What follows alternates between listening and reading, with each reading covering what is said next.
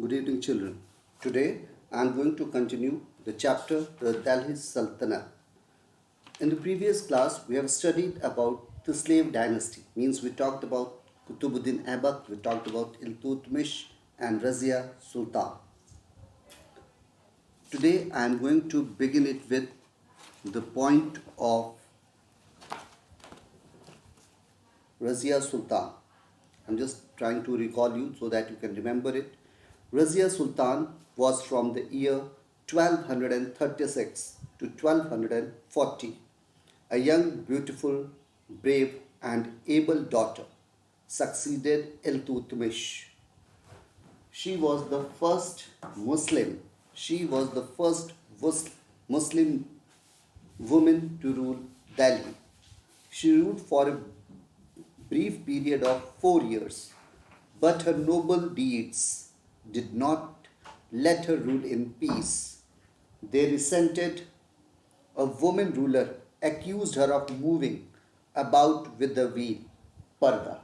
This was the lady who was not accepting the veil or the parda and favoring. She was found that she is favoring a slave, and the name of the slave was Yakut. She died ultimately in a battle against her nobles.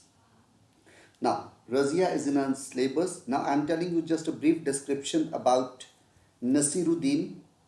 This Nasiruddin was the youngest son of Iltutmish. Nasiruddin was the youngest son of Iltutmish, succeeded Razia, but he was a weak and incompetent ruler, and a ruler in name for 20 years. Means he was not, although not powerful, but this person ruled for 20 years, means from 1246 to 1266. The entire power was in the hands of a Turkish leader, that was Ghiyasuddin Balban. This person ruled for 20 years, but at the time the entire powers were in the hands of a powerful leader, and the name of the leader was Ghiyasuddin Balban. Now let's talk about Balban. He was the greatest ruler of the slave dynasty. Balban was the greatest ruler of the slave dynasty. After Nasiruddin's death, Balban became the ruler. Nasiruddin ruled for 20 years from 1246 to 1266, and after the death of Nasiruddin, Balban became the ruler. He gave peace and stability to his kingdom. This person, Balban, gave peace and stability to his kingdom. He had risen, this person, Balban, had risen from a low position to become a sultan. He extended the empire from Indus River in the west to the Brahmaputra in the east, and from Himalayas in the north to the Narmada River in the south. Some architectural works were also done by Balban. He built forts in the northwest, fought and threw back the Mongols. He was successful in throwing back the Mongols. He maintained a strong, this person Balban maintained a strong and a well-trained army, gave top priority to production of arms and weapons. He set up a network of spies. This person set up a network of spies. He kept strict control over his Turkish rulers. This person, Balban, kept a strict control over his Turkish rulers, called the Chalisa or the 40.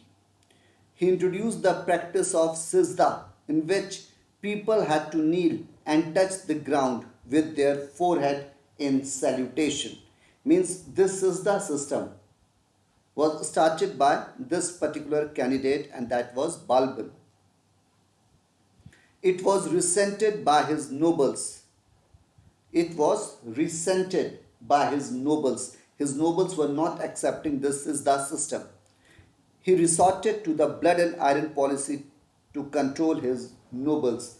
This person applied the power of blood and iron policy. Blood and iron policy means if you accept, it's good, or you will be killed. After his death, his sons proved incapable of ruling the kingdom. After the death of Balban, his sons were incapable of ruling the kingdom, and then the kingdom fell into the hands of the Khilji Dynasty. So children, various places you study Khilji or Khilji. So both the things are similar. So now the slave dynasty has fallen into the hands of the Khiljis. Now the next point. Let's start with the Khilji Dynasty. And if I talk about Khilji Dynasty, the first name comes, and that is Alauddin Khilji. The greatest king, Alauddin Khilji, was the greatest king of the Khilji Dynasty. This person, Alauddin, was a great military commander. This person was a great military commander and an able administrator.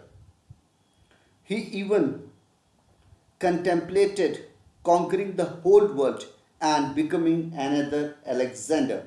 His target was to get the victories in entire parts of the world and wanted to become another Alexander. He conquered Ranthambore. This person conquered Ranthambore and Chittor, two areas, Ranthambore and Chittor, and defeated Rajput kings. I'm talking about two areas, Ranthambore and Chittor. Both these areas were ruled by the Rajputs, but he was able to get victory. He was also successful in conquering Gujarat and Malwa. This person was successful in conquering the areas of Gujarat and Malwa. His campaigns in the south, the campaigns of Alauddin Khilji, were carried on by his commander, and the name of the commander was Malik Kafur. Remember the name of the commander? That was Malik Kafur.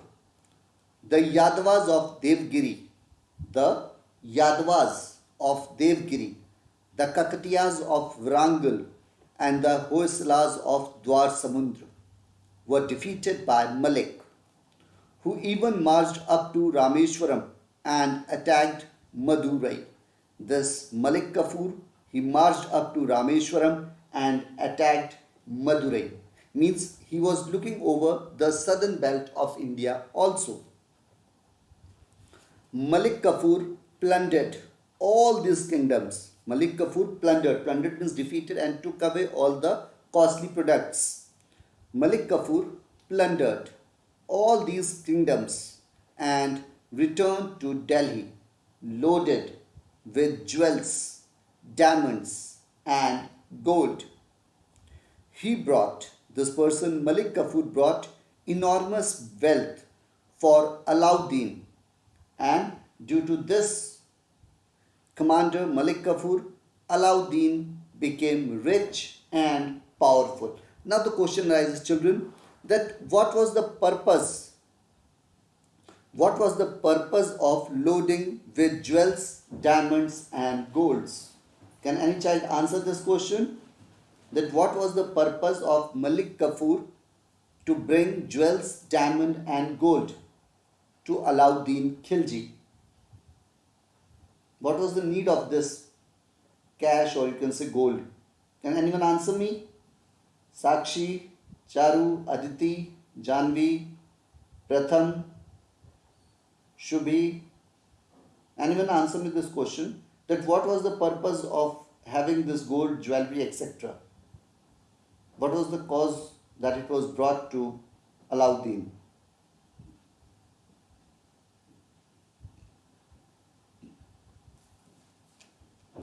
Okay.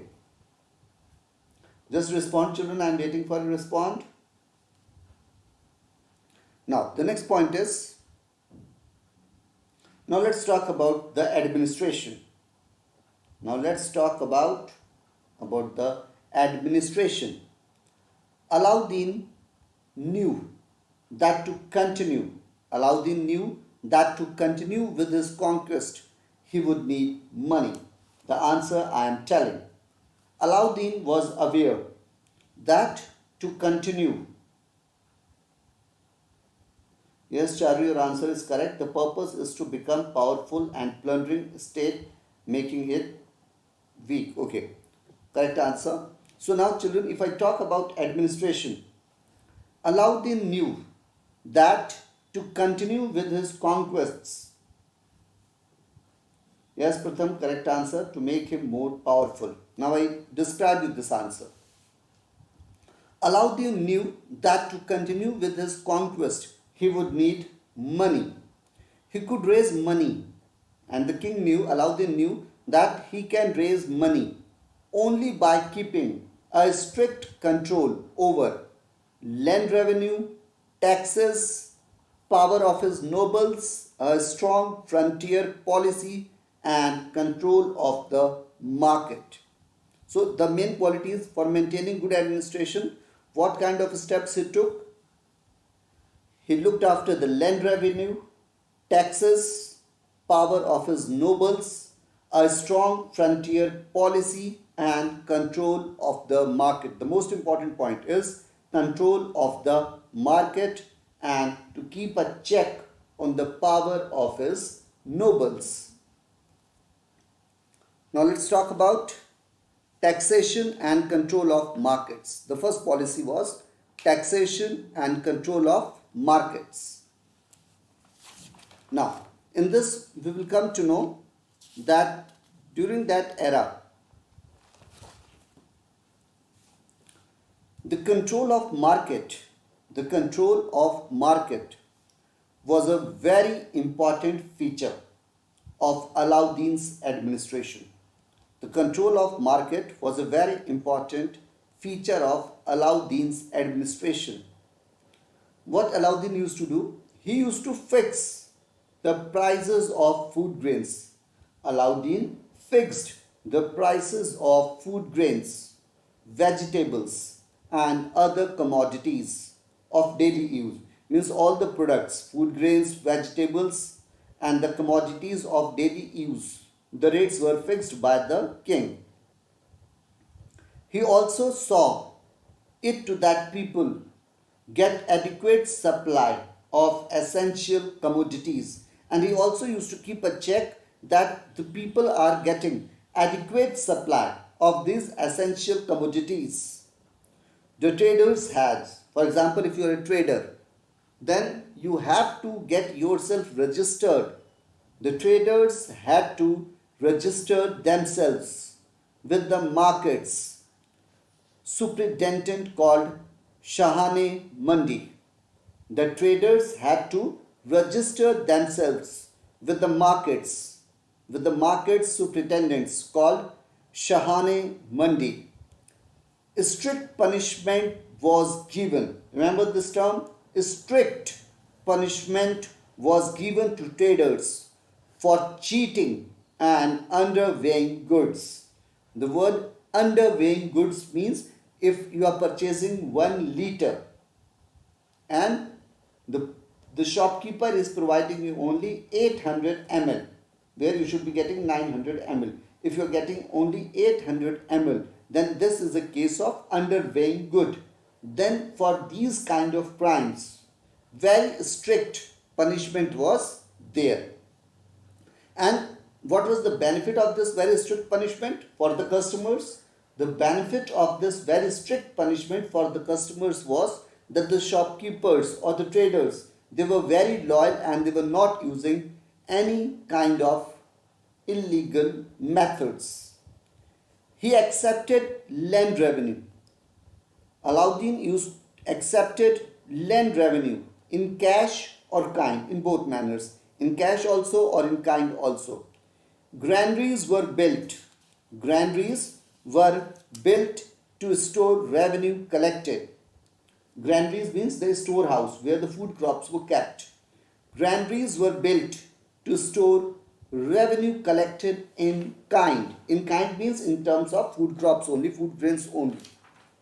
And special officers distributed the goods or food. He raised the tax. This person, Alauddin, raised the tax in the rich, fertile land of the Doab. Doab means the land between the Ganga and the Yamuna river. Remember this word, I have used the word Doab. Doab means the land between rivers Ganga and Yamuna. Because in these areas, if any area is falling between two rivers, then the productivity rate is going to be very high there. The area is very fertile. So that's why these people have to give more taxes.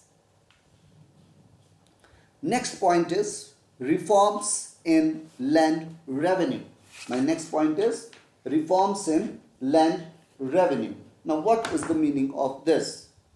The word reforms in land revenue means he introduced a new system of land revenue. He introduced a new system of land revenue. The land under cultivation was first measured, means measurement used to take place. The land under cultivation was first measured, and then the land revenue was fixed,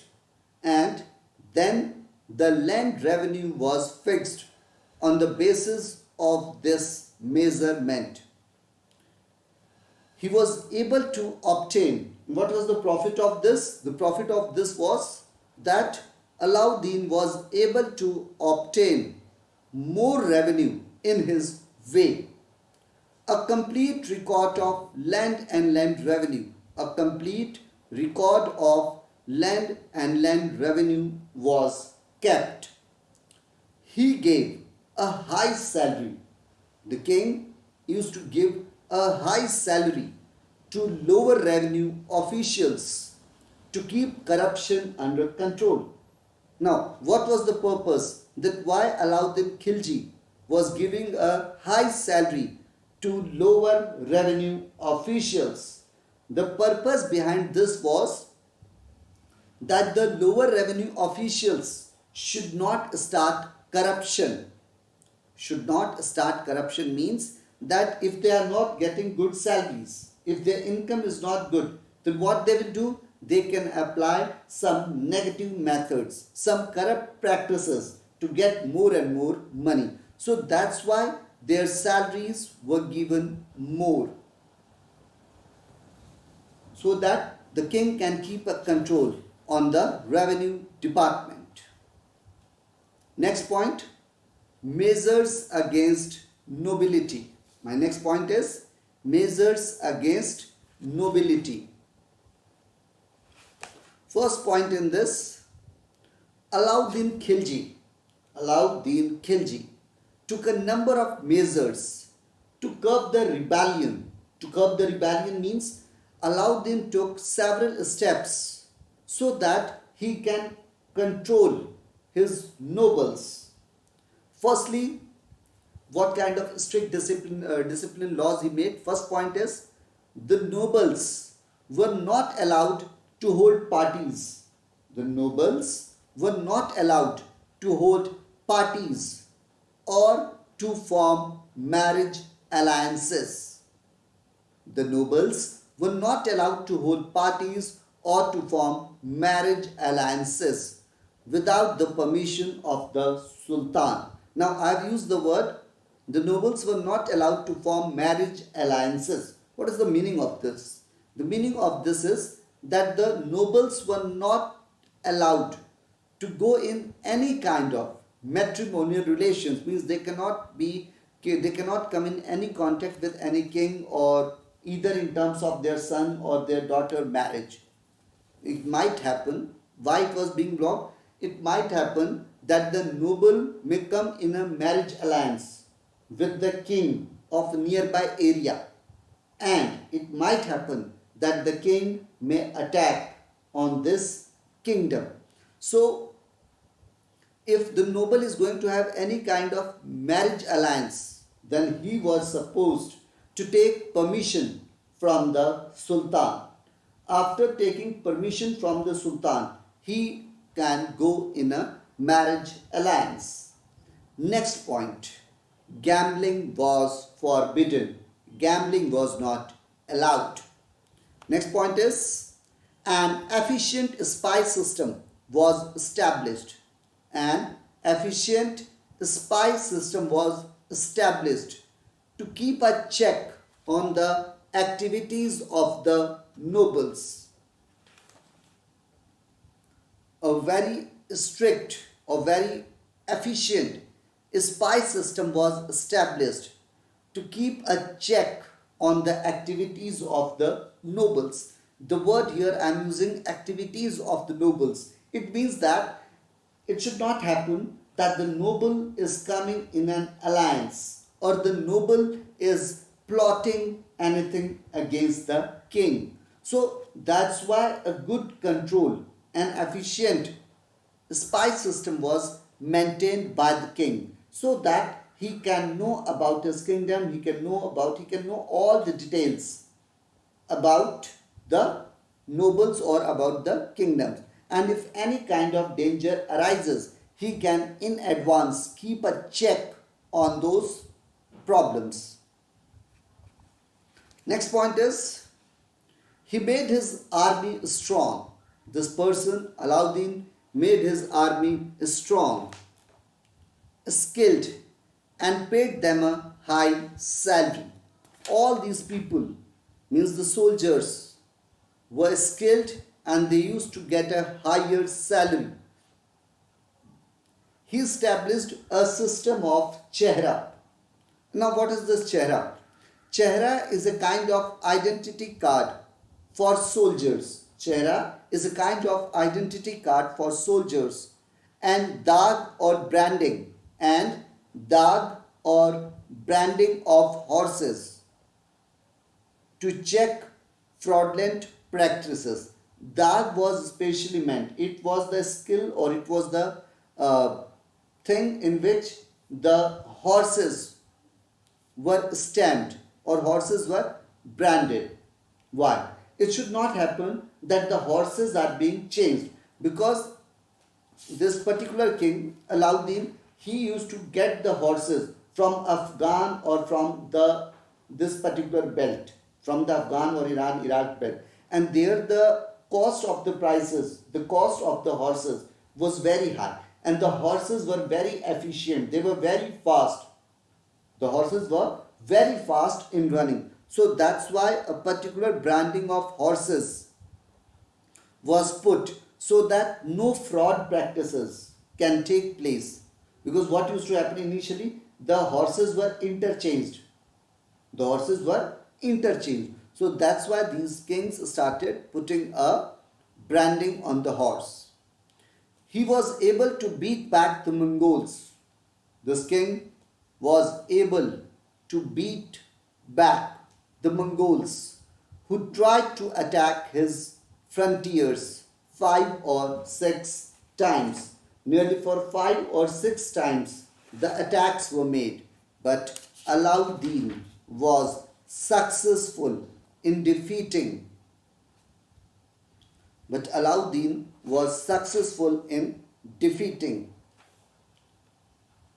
the next point is,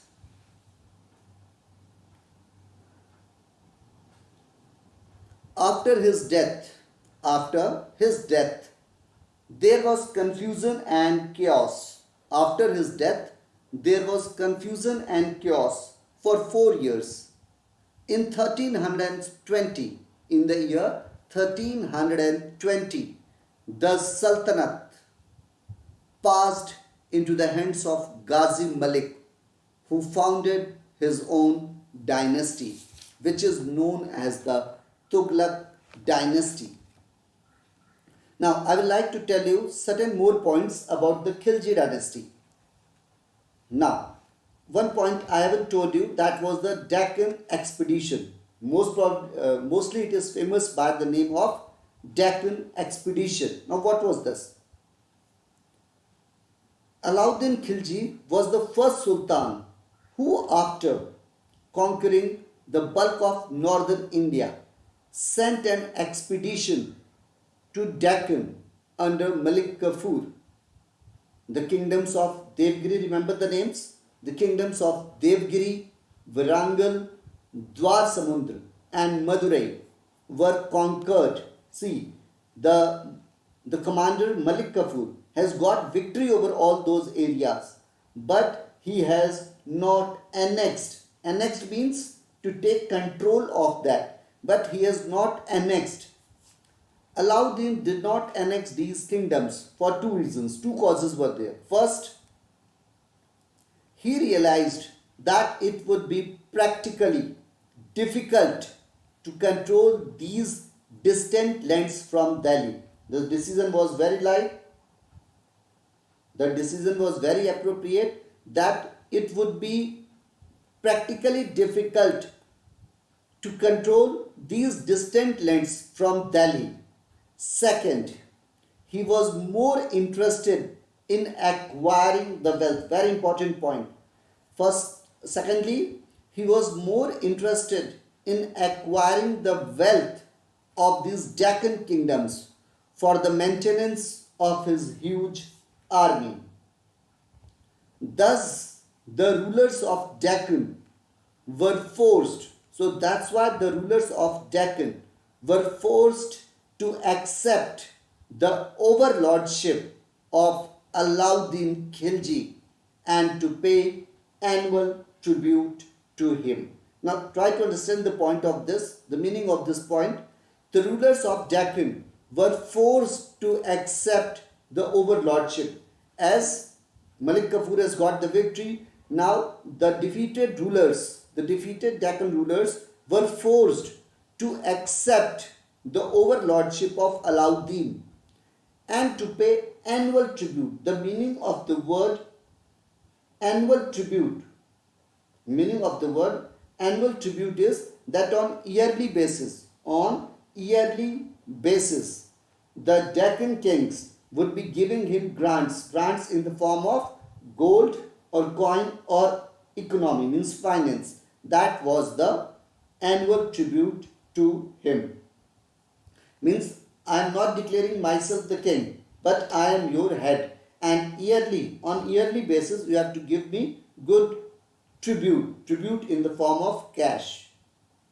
Now, two more points were there about market regulation. I told you that he used to keep a good control for the proper maintenance of the market. This person set up 3 markets at Delhi. One market for food grains. The first market was for food grains. The second one for costly cloth. And the third for horses. So total see 3 markets. One market for food grains. The second market for costly cloth. And the third for horses, slaves and cattle. Just remember, children, that during that time there used to be a market for the slaves. Slaves, slaves word means the slaves, those who were the servants, or in Hindi we call that word as das, servants, slaves. So there used to be a market of this also. And if you are financially strong, you can purchase a slave. So 3 markets. The first market was for, means different kind of roles were given. First market was for food grains, second for costly cloth, and the third for horses. So this was the procedure. And each market, the important point, each market was put under the charge of a controller of market. And this person was known as controller of market or Shahana.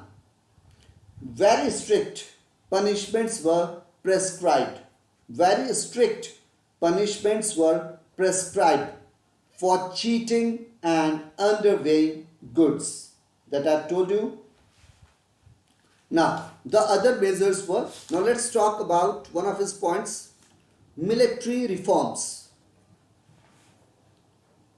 In military reforms, I have told you 2 points which you should remember, that the branding of horses, and the soldiers used to get the eye guards which was in the form of chera. Okay, and one more important point, children. Alauddin himself approved all recruitments to the army and paid cash salaries to the soldiers from the royal treasury. That was the purpose. Now, if I talk about land revenue, Alauddin Khilji introduced a number of important measures to get maximum revenue. Why such kind of changes were there? So, if more and more changes are coming, then only they can get maximum revenue. He brought all the land of the empire under his direct control. He introduced the practice of measuring the land and fixing the state share. Remember, he introduced the practice of measuring the land and fixing the state share accordingly. He increased the land revenue. From 1/3 to 1/2. He increased the land revenue from 1/3 to 1/2 and demanded it to be paid in cash. What was the demand? That this revenue should be paid in cash and not in kind. Kind here means not in terms of crops. Special officers were appointed to collect land revenues.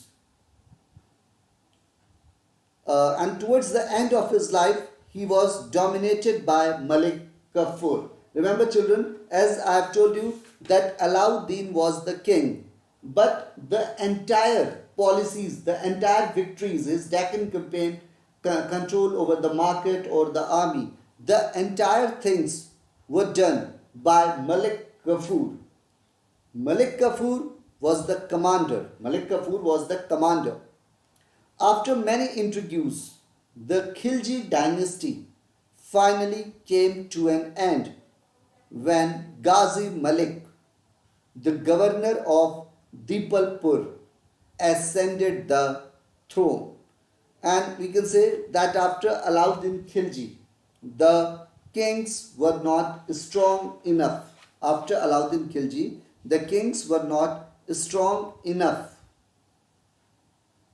to keep the things under control.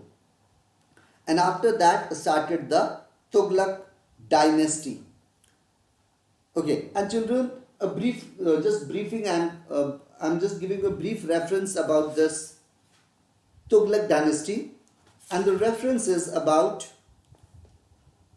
the Tughlaq dynasty ruled from 1320 till 1414. The Tughlaq dynasty ruled from 1320 to 1414. But I'm just giving the outline. It was started by Muhammad bin Tughlaq. Then he committed few mistakes. This person, Muhammad bin Tughlaq, committed few mistakes, and that's why this person got the title of the wisest fool. That's why this person, Muhammad bin Tughlaq, got the title of the wisest fool. You know the meaning of this word, wisest fool? Samazdar Bewkoof. The word wisest fool means Samazdar Bewkoof. Why he was known by this title? So many points are there. We'll be discussing in the next class. I'm just giving the briefing. He put another step, and that was taxation of Doab. The next point, the next mistake which he committed was transfer of capital. So children, very simple thing. If I say you that you should change the capital of India, that is New Delhi, to a new place. So it is possible. Yes, children, give me the response. Is it possible to change the capital of India? Charu, Sakshi, Shubhi, give me the answer. Janvi, Aditi, Pratham.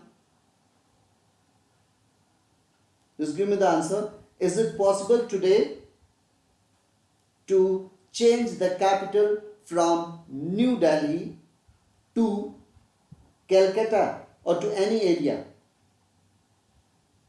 Just respond it fast.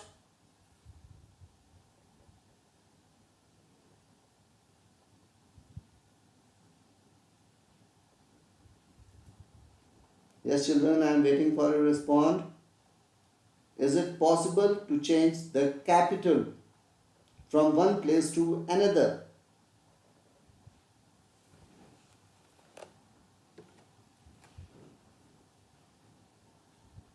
Okay, I am telling the answer for this. Yes, Aditi, you have said no. Yes, very correct answer. It is not possible to change or to transfer the capital. Okay, Charu has written, no sir, it needs a lot of paperwork. Yes, very correct answer, Aditi, Ridhima, and all the children. Because our entire offices in New Delhi, the capital of India, we are having all the important offices, all the safety, security, parliament, etc. The secretariat, all the offices are in Delhi only. And all the people have made their residence also, they are having their houses also. So how it is possible that if you say that I am going to change the location of this capital and if you shift it to Calcutta, then what will happen? Calcutta is a kind of area which can easily be attacked because it is the corner of India, because it is one of the corners. On the other side, if I talk about Delhi, Delhi is in mid of India. Directly any nation or any person, directly any nation cannot attack over Delhi. Before attacking over Delhi from any of the sides, from any of the four sides, he has to cross several states. He will have to cross 2 or 3 states. And while crossing 2 or 3 states, the army, the enemy would easily be defeated because we have to cross 2-3 states, and our states are not like small nations which you can cross just. If anyone has to cross UP, you know the population of UP, it will be too difficult for any army to cross UP or Bihar or Madhya Pradesh or any area, I am saying. So that's why strict actions means during the time of Tughlaq dynasty, the mistakes which were committed by Muhammad bin Tughlaq, it brought an end to the entire Delhi Sultanate. So this part we will be reading in the next class. So children, I should come to the those questions. I should come to the quiz questions.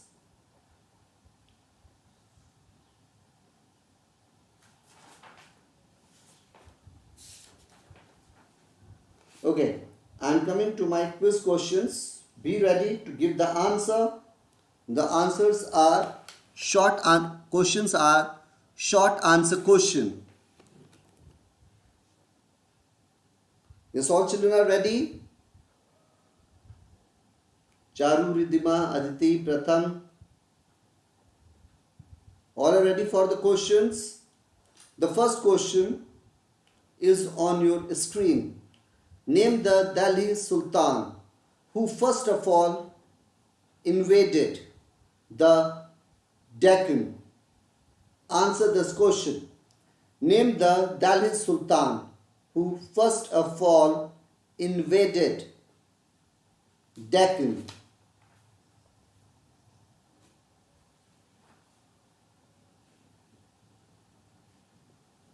You can see the question on your screen. Answer it.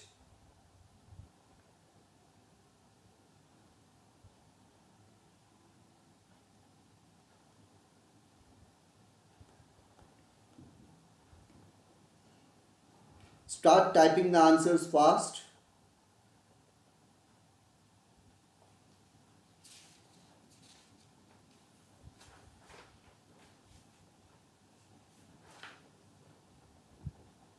Pratham, Ridhima, Aditi, give the answer fast, children.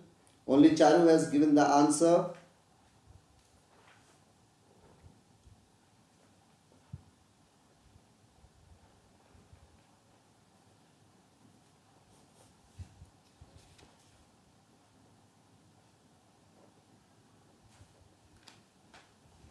Pratham, Aditi, give the answer fast.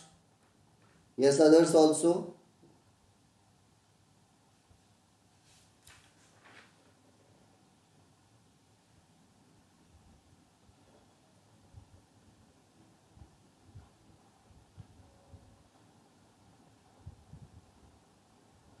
Where is Sakshi Bajpai?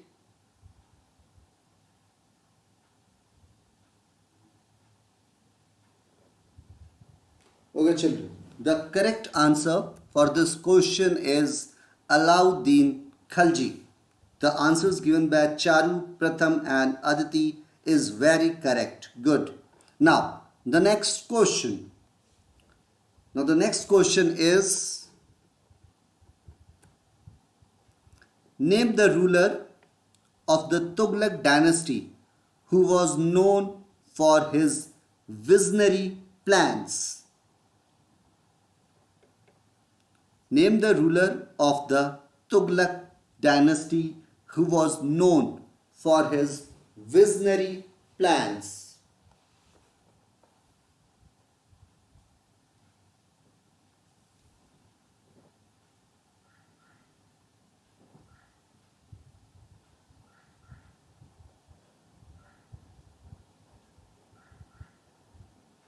Yes, children, give the response.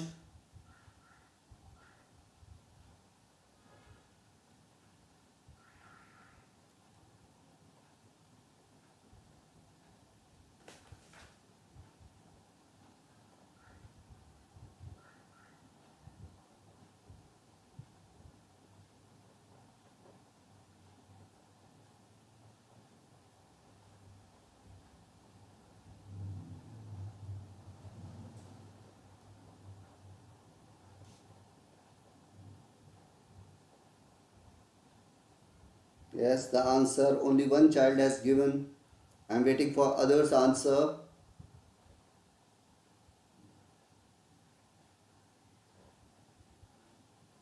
Yes, Pratham, good. Where is Aditi? Aditi, Ridhima,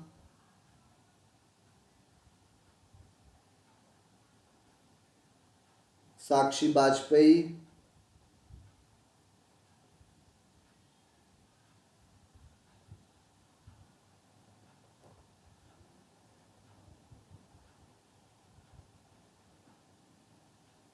Okay, the correct answer for this question is Muhammad bin Tughlaq.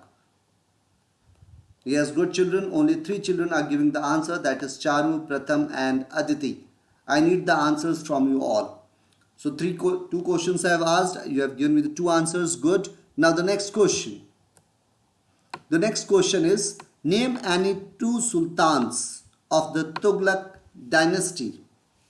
Name any 2 sultans of the Tughlaq dynasty. Yes, Janvi, good. Your answer is right.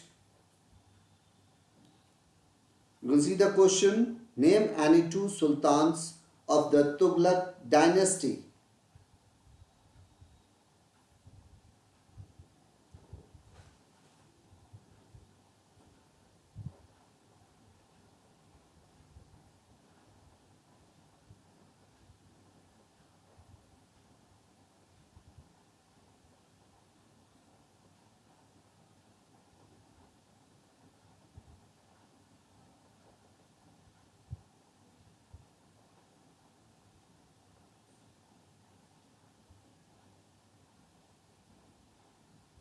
I've asked you, name any 2 sultans.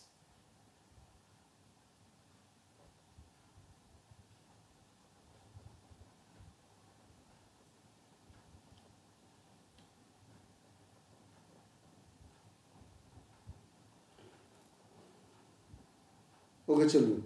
The answer for this question is Muhammad bin Tughlaq is one. What is the other name? Okay, so the answers can be seen on your screen. Yes, Aditi, Muhammad bin Tughlaq. Muhammad bin Tughlaq and Firoz Shah Tughlaq. Muhammad bin Tughlaq and Firoz Shah Tughlaq. These were the two kings. Muhammad bin Tughlaq and Firoz Shah Tughlaq. I am taking both these names because both these names are very important. One is Muhammad bin Tughlaq, the founder, or you can say Ghazi Malik is also correct. Ghazi Malik is also correct. And this person, Ghazi Malik, was known by the name of Ghiyasuddin Tughlaq. This king, Ghazi Malik, was known by the name of Ghiyasuddin Tughlaq or Ghazi Malik.